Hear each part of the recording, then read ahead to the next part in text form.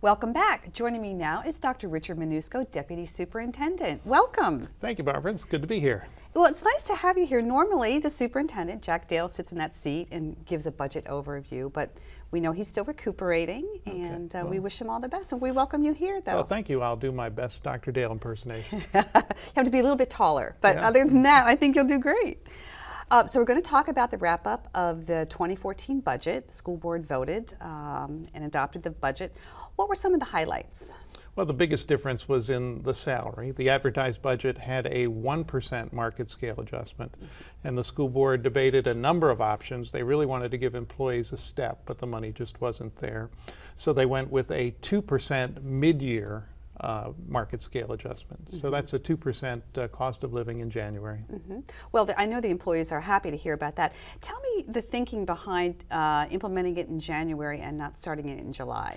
Well, the January implementation allowed us to take advantage of some money that the governor put forward, about $6.3 million that we could take advantage of if we did a 2% market scale adjustment.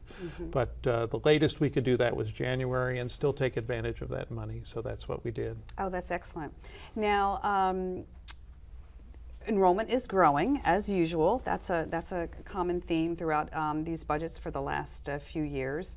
That's resulted in 300 additional positions. What kind of positions are those? That's correct. We've been growing by about 3,000 students each year.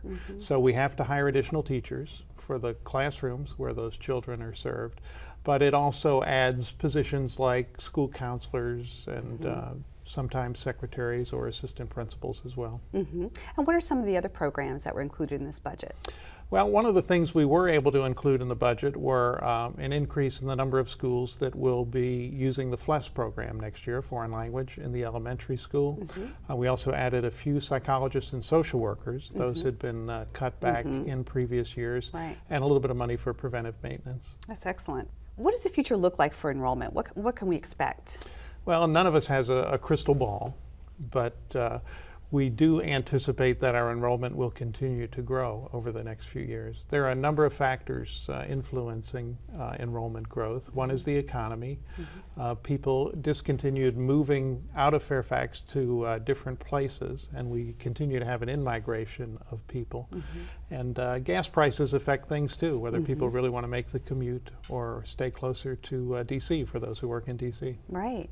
And what does it look like on the county side? I know the county executive put forth a number for next year in terms of the transfer. And it's not what we had hoped for.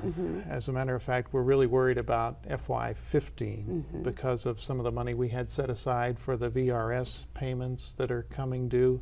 We're projecting a pretty big deficit for FY15. It could be as much as $190 million that we're short.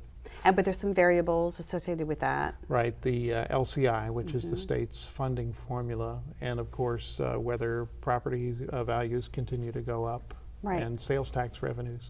Right, well, which we hope, and so we'll keep our fingers crossed on all that. Any other highlights you want to mention? No, I think that pretty much covers it. It was a difficult budget, and we're glad we were able to give our employees at least the 2% mid-year increase, and we're really hoping to get the step in place for FY15. We'll keep our fingers crossed. Thank you. Thank you.